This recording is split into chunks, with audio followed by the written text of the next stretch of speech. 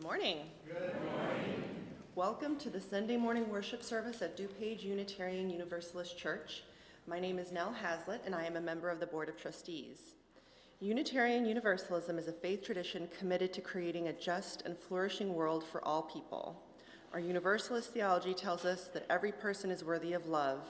Thus, when we say, whoever you are, wherever you are on life's journey, you are welcome here, this is our message of love to you, inviting your whole self into this space to help us co-create a world centered on our values.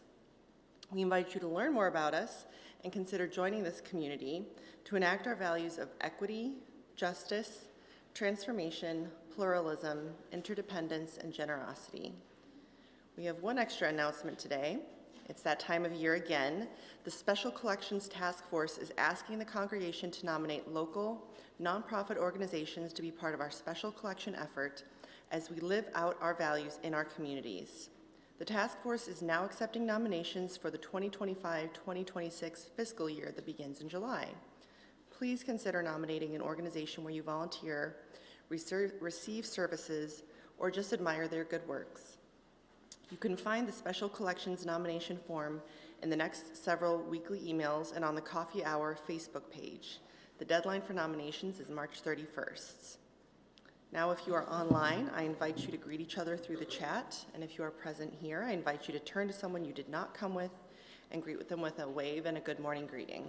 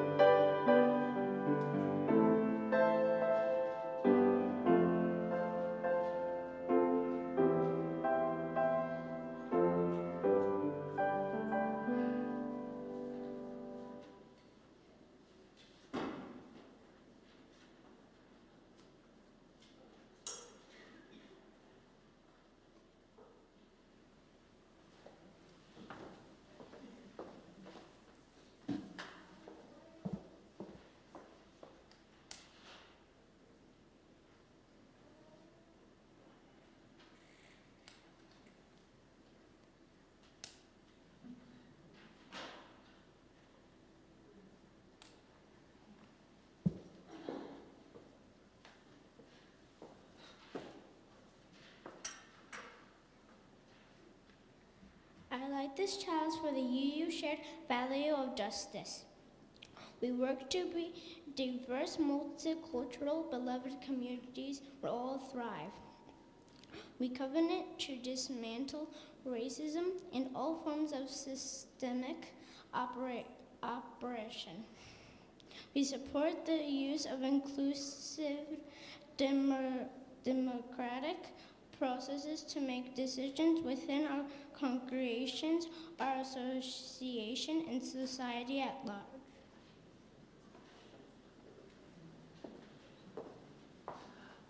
Good morning. Welcome to this place of love, this place of communal flourishing. We gather in this space to open our hearts, to expand our minds, and to see the sacred within each other. Come, let us worship together. Please rise in body or spirit and join me in singing our first hymn, number 168, One More Step.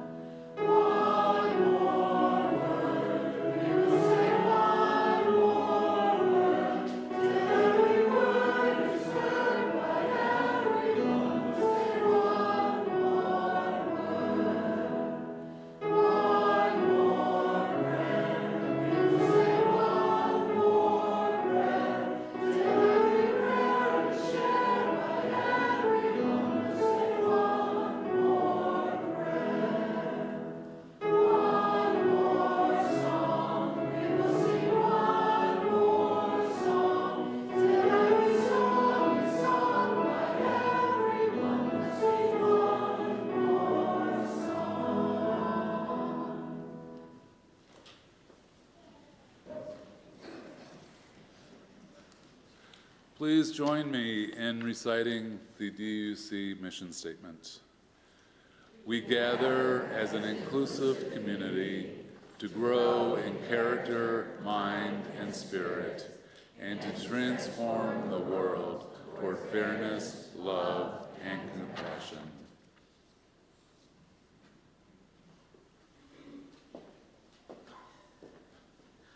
Our vision of beloved community is rooted in the relationships that we have with one another, our world, and creation. Each week, we offer the opportunity for joys and concerns or sorrows to be shared aloud here from the pulpit. I have only one, and it is today's flowers are here to wish our Muslim friends and members a Ramadan Mubarak as their holy month starts this Friday. Whether your joy or concern is shared aloud here or held in your heart, please know that we are a community that cares for one another. You may contact myself or any of our wonderful pastoral ministries associates to share your joys or to have them listen to your sorrows. Please join me in a meditative prayer out of the Liberationist Catholic tradition.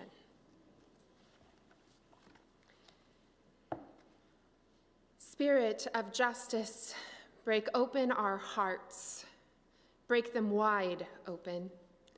Let anger pour through like strong storms, cleansing us of complacency. Let courage pour through like spring storms, flooding out fear. Let zeal pour through like blazing summer sun, filling us with passion. Force of justice, grant me anger at what is, courage to do what must be done, passion to break down the walls of injustice, and to build a land flowing with milk and honey. Spirit of justice, break open our hearts.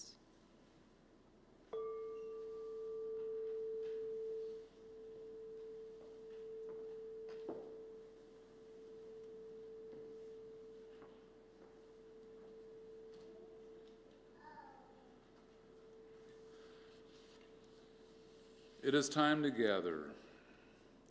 Today I have a history lesson that you may or may not have heard. My story is titled Ballots for Belva, the true story of a women's race for the presidency. When Belva Lockwood was 10 years old, she read that with a little bit of faith, anyone could move a mountain. and she took the words literally and tried to live her life by those words. Belva was born on a farm in Niagara County, New York in 1830.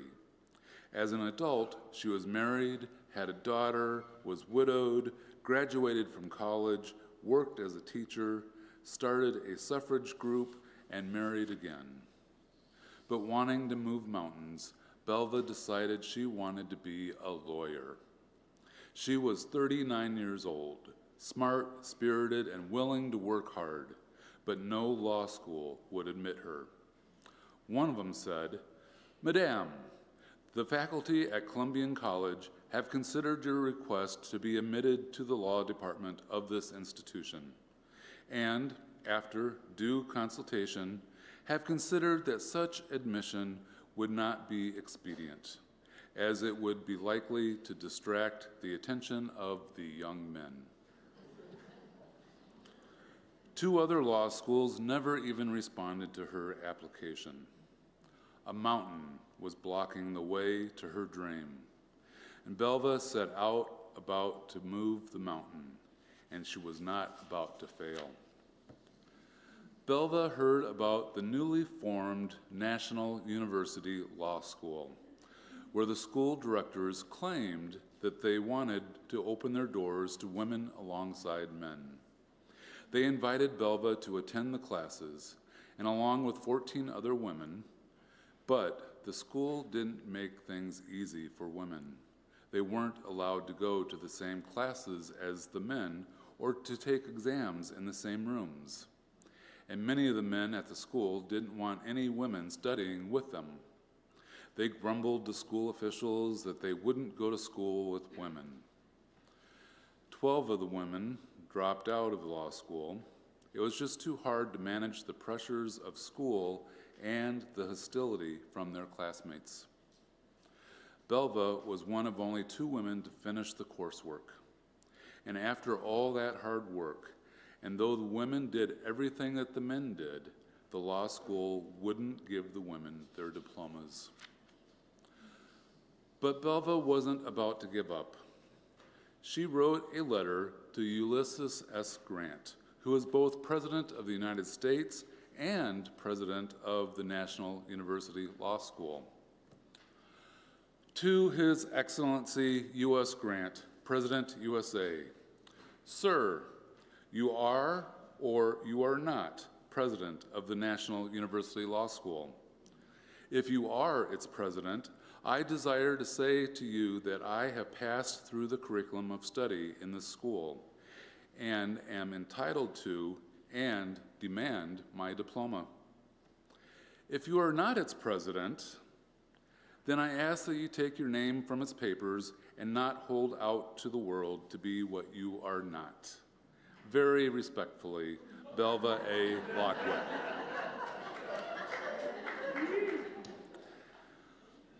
A few days later, Belva got her diploma, signed by the president himself.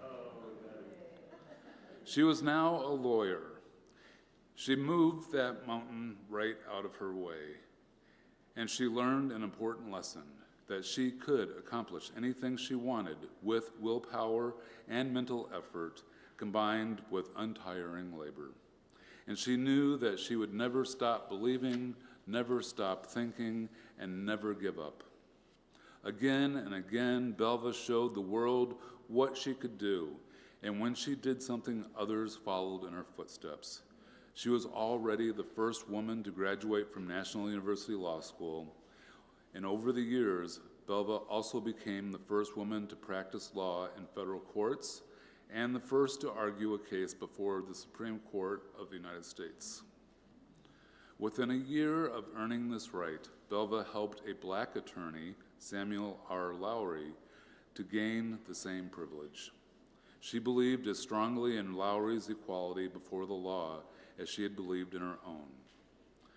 Belva was a respected and influential lobbyist, public speaker, and activist for women's rights. In 1884, at the age of 54, Belva was first once again. She became the first woman to officially run for president. At the time, women couldn't even vote. Belva had been working for many years to get laws passed to change that. She went to 2 Republican conventions trying to convince the Republican Party to make women's suffrage a part of its official platform. Both times, Belva was ignored. Belva was so frustrated that she wrote, "Why not nominate women for important places? It is quite time we had our own party, our own platform, and our own nominees. We shall never have equal rights until we take them, nor respect until we command it." Belva realized that even though women couldn't participate in elections by voting, there was nothing in the law preventing them from running for office. "I cannot vote," she said, "but I can be voted for." So that's what Belva decided to do. Belva selected another woman, Marietta Stowe, to be her running mate. Democrat Grover Cleveland and Republican James Blaine were Belva's main opponents. The campaign would be difficult. It was very expensive to run for president, to travel across the country to campaign, and to make the campaign a full-time job, especially without the backing of a well-funded political party. Belva had worked on presidential campaigns in the past, so she knew what needed to be done.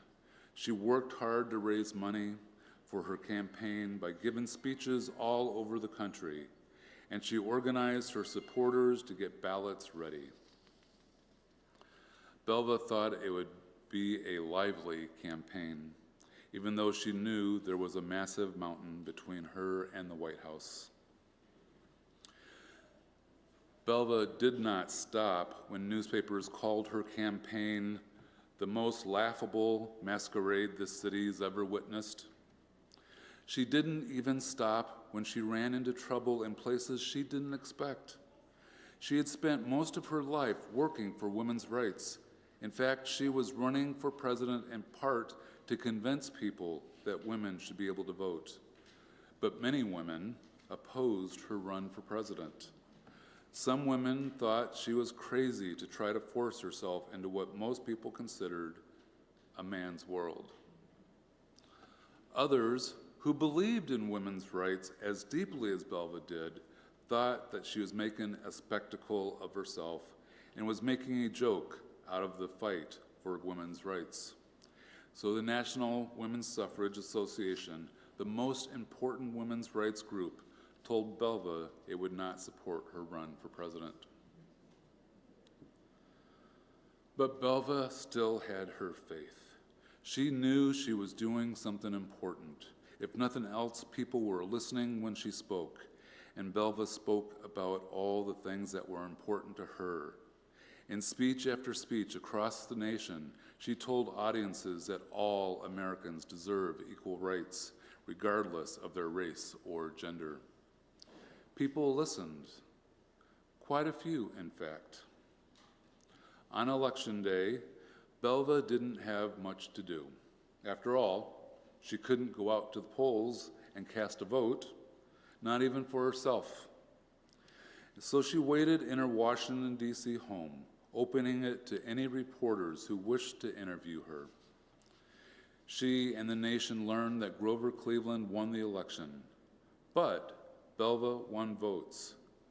Belva didn't just win a few votes, she won 4,711 popular votes, cast in 9 out of the 38 states that existed at the time. And those were only the votes that were counted at all. There were more votes for Belva, especially in Pennsylvania, but they were thrown out because the vote counters couldn't believe anyone would actually vote for a woman. She also learned that in some states, and in some cases, her votes had been given away to other candidates. In fact, many of Belva's votes from the state of New York, a total of 1,336, were counted for Grover Cleveland. Cleveland won the state by only 1,149 votes. And Belva wondered what would have happened if her votes had not been miscounted. Belva had moved that mountain as far as it would go at the time. Belva had become the first woman who ran for president who actually got people, men, since they were the only ones voting, to cast their ballots for her. She was the first woman to prove that Americans were willing to consider a female president. Belva believed that someday a woman would become president of the United States. She said, if a woman demonstrates that she is fitted to be president, she will someday occupy the White House. It will be entirely on her own merits, however. No movement can place her there simply because she is a woman. It will only come if she proves herself mentally fit for the position. When it was time, the mountain would move all the way, and Belva had given it a huge push. All it took was willpower and mental effort combined with untiring labor, and Belva's determination to show the world what a woman could do. Let's sing to the children.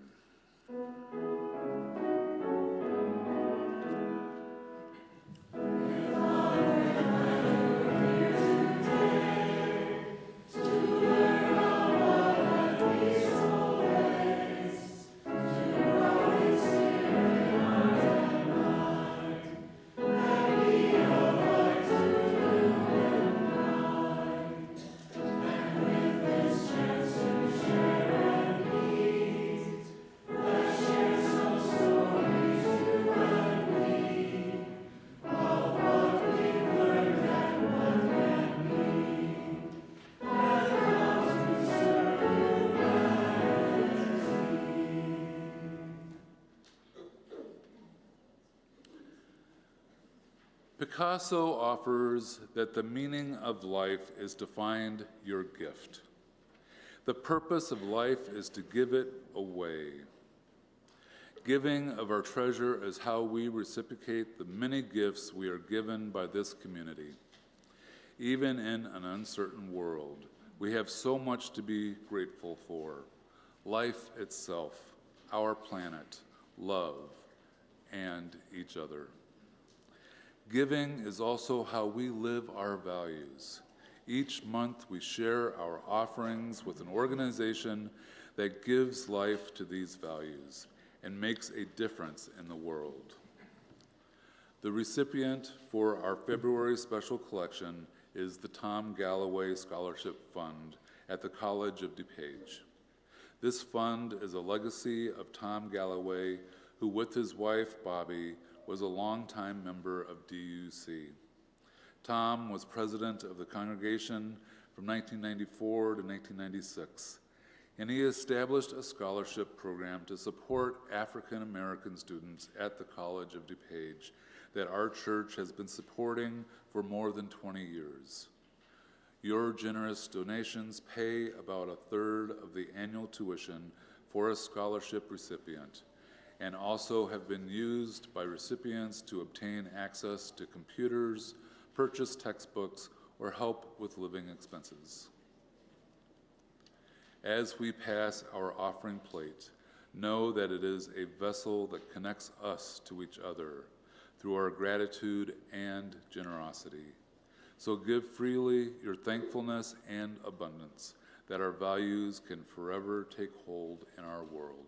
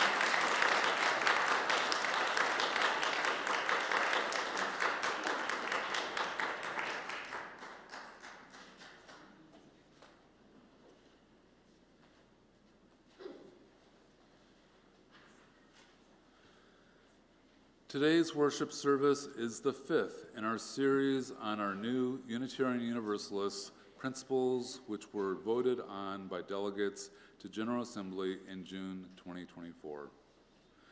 During each month of our program year through next May, or this May, we will explore one of our new values or one of the other elements that was changed this past summer.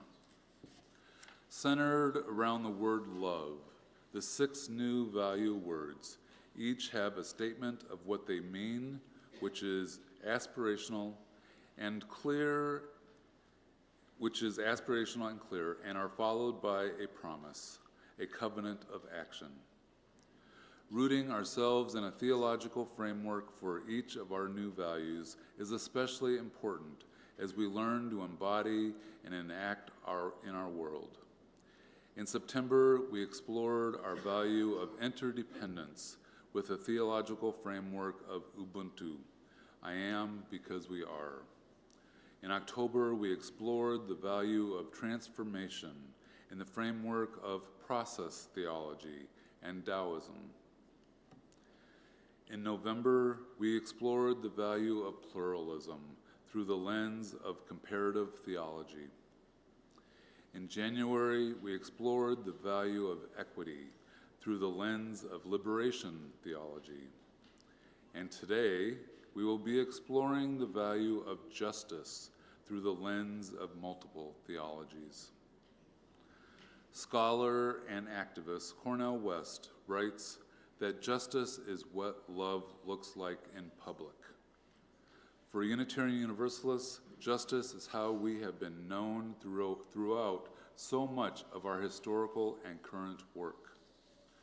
We are a faith tradition that actively participates in the deeds to enact justice, not just the creeds that speak of it.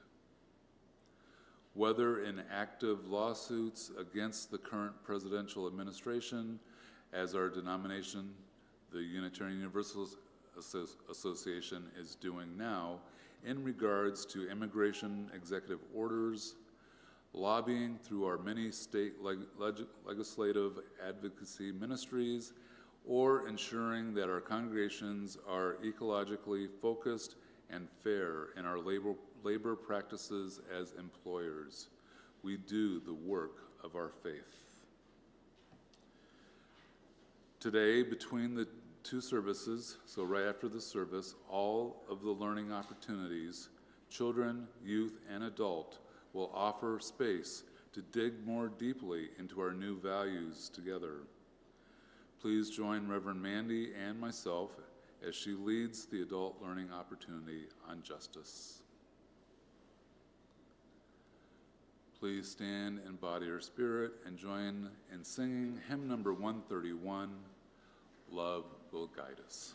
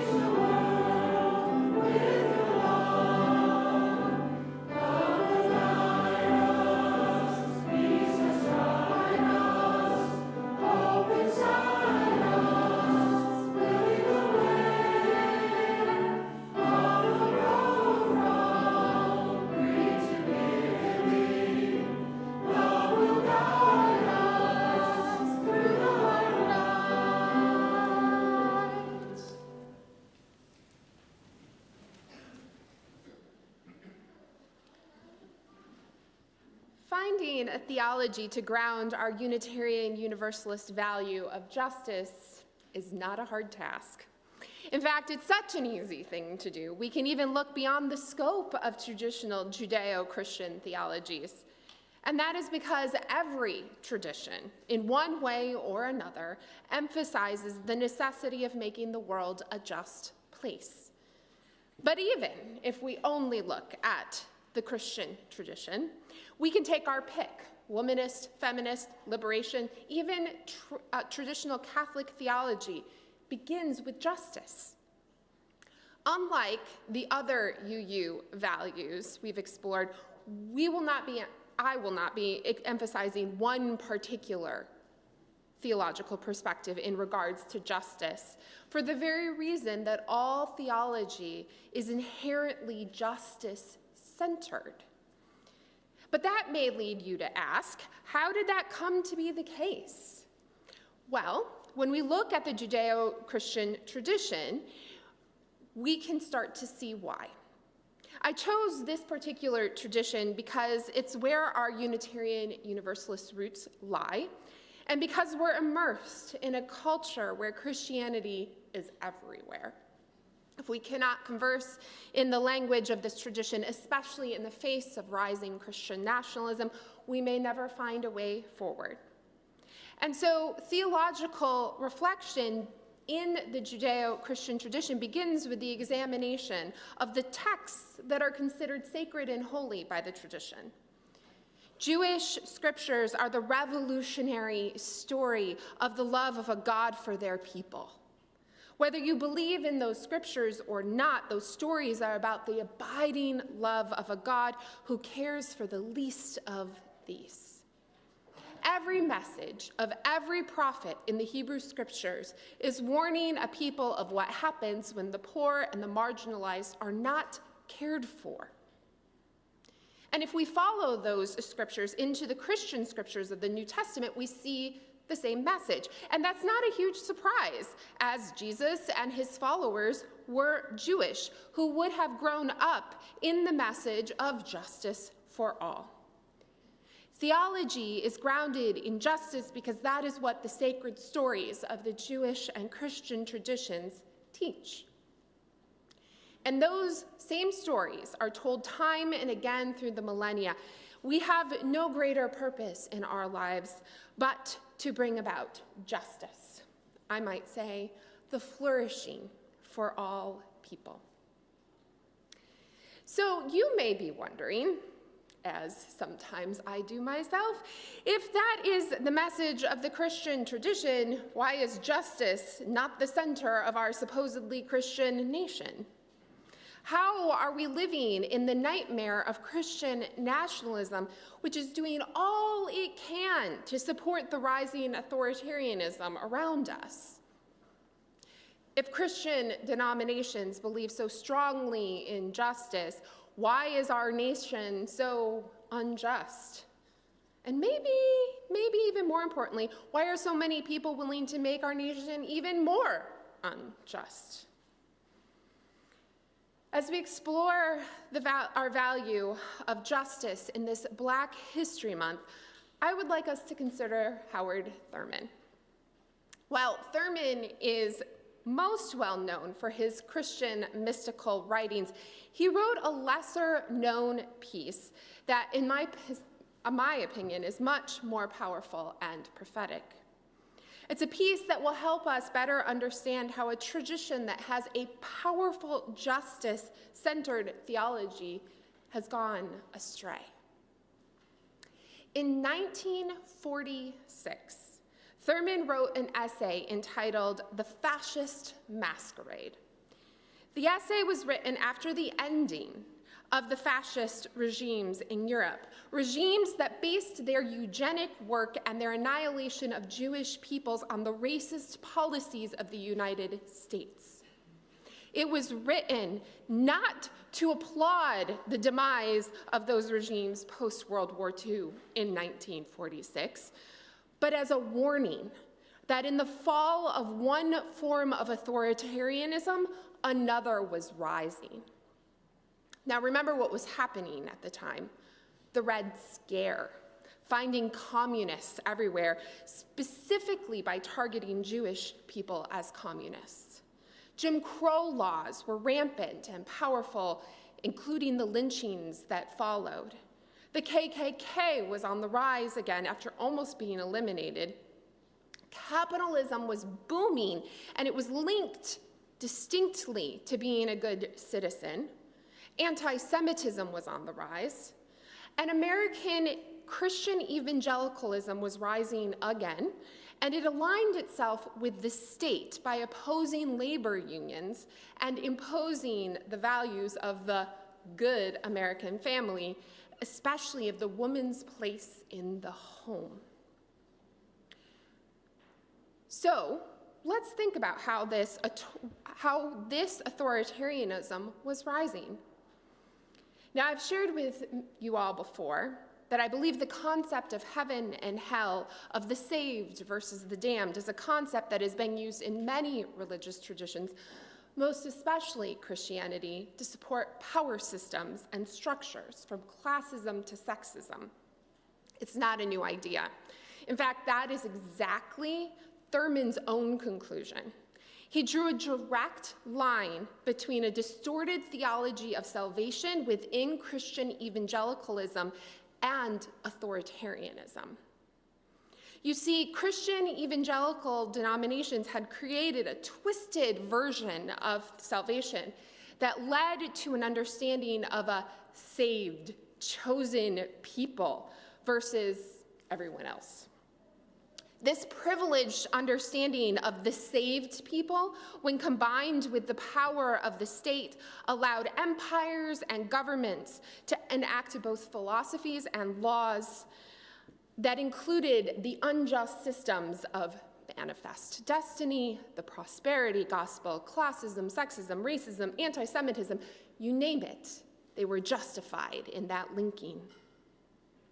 These ideologies are tied directly to this idea of a salvation of a chosen people.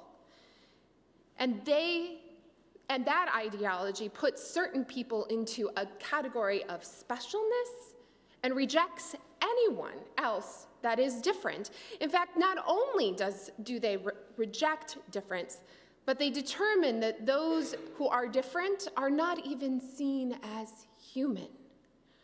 At its most essential, these special chosen people who have been saved also believe that they are entitled to all of the other blessings of the world, wealth and power in their chosenness. The flaw in this thinking, of course, is that not all these saved, chosen people have wealth and power.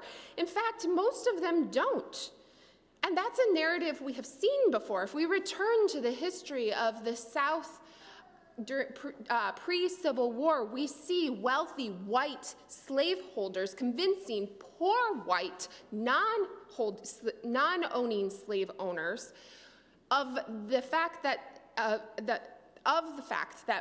slaves are against them, separating out the two rather than realizing that slaves and the poor have more in common than the wealthy and the poor. This is a tale told for many years over a long period of history that the wealthy and the powerful will tell to divide and conquer, that the non-chosen other is against the chosen. And this is how authoritarianism rises. When the church and the state can combine their messages to make themselves more powerful, feeding comfortable lies to people willing to blame the suffering of the present moment on the other for fear of their salvation in the afterlife. And when churches preach this message of chosen salvation tied to the economic benefits of the state that the chosen are supposedly entitled to, Thurman writes, the church fails the people. It ignores its own theology. Now, as Unitarian Universalists, we might think this is ridiculous. Unitarians and Universalists have long ago lost the fear of salvation as a punishment. Even those among us who do believe in heaven and hell most often do not believe that it is something that can arbitrarily be given and removed in a quick moment of misdeed. No, we no longer have that punishment hanging over our head. But let us not deceive ourselves into thinking that that notion of the afterlife isn't powerful, because it is for many, many people. And it is so deeply profound to people that they're willing to go to extremes to ensure their own salvation. But moreover, lest we think we Unitarian Universalists have escaped this, we have our own version. We have escaped the powerful, poor theology of damnation only to fall into our own fake version of salvation, of believing that we have arrived at a state of right thinking, in believing we have reached a place of enlightenment beyond the irrational, supernatural notions of heaven and hell. We have created our own elite, chosen people who are saved by like-mindedness and rationality, and we often demean those who hold a supernatural view of life. While we have not, in our chosen mindset, ushered into place authoritarianism by aligning with the state, I do often ask myself how my own faith tradition's elitism has further widened the divide and alienation between two seemingly irreconcilable understandings of salvation. This is what Unitarian theologian James Luther Adams warned us about as a liberal faith tradition. In our own elitism, we have relinquished power to those who believe their salvation in the afterlife means that justice is not necessary on earth. And by relinquishing that power, we too are guilty of opening the door to rising hate. Thurman may name this critique most succinctly when he writes, "The bitter truth is that the church has permitted the various hate-inspired groups in our common life to establish squatters' rights in the minds of believers, because there is no adequate teaching of the meaning of faith in terms of human dignity and human worth." If we are to have justice in the world, we must have a theology that roots us in the embodied action to bring everyone's dignity and worth to fruition. And the truth about justice is, it's not easy. It's not something you can do from a place of comfort. It's full of both self-examination and structural change that requires sacrifice. Justice is painful. Justice hurts. Justice is a fire that burns to the essential truths. And we Unitarian Universalists have a long history, a complicated history, with the concept of justice. And this history makes us perfect in many ways for the work to oppose rising authoritarianism. We have the methods, the system, the pluralism, and even the theology to support justice in our communities and world. But this work is also going to require us to sacrifice our comfortability. It will require our humility to approach those who do not have that right thinking and learn to find common ground with them.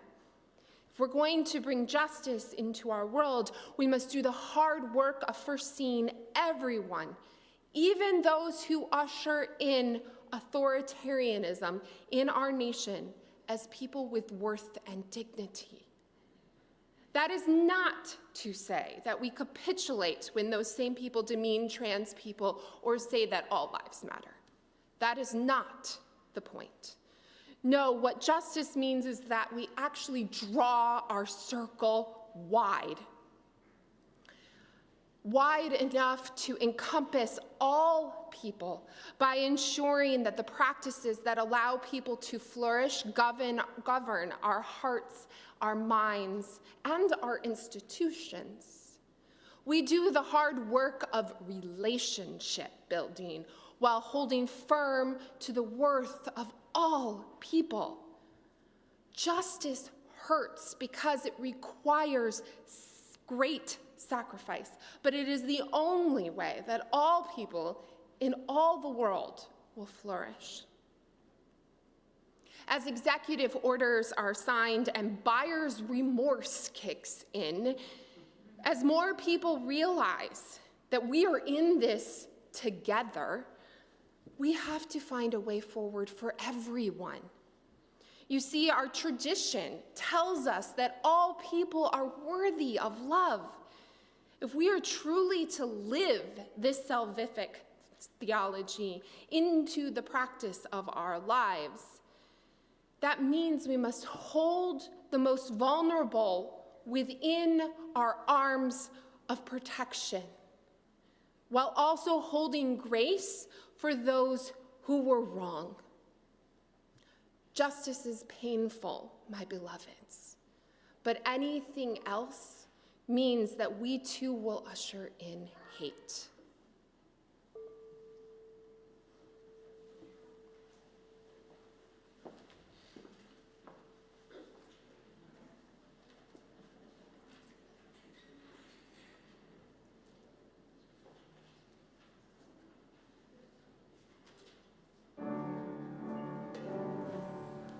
From the circle one,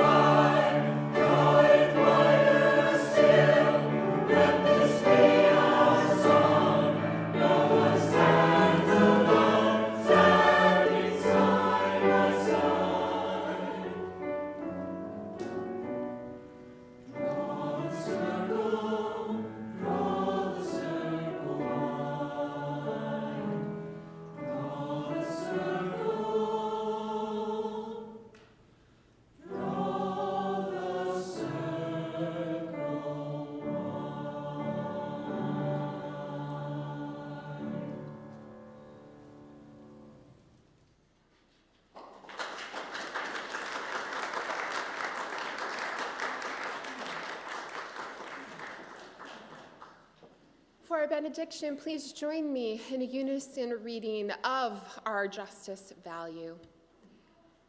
We work to be a diverse, multicultural, beloved community where we all thrive.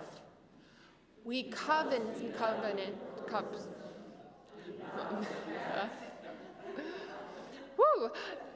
We covenant to dismantle racism and all forms of systemic oppression.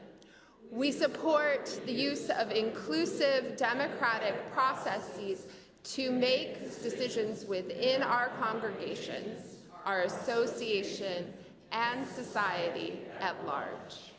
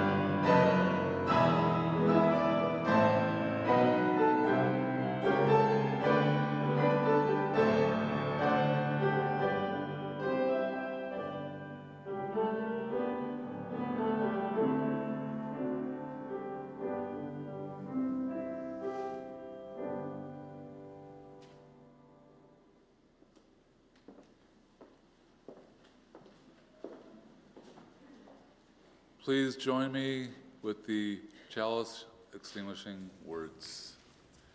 We extinguish the light of this chalice, but not the light in our hearts.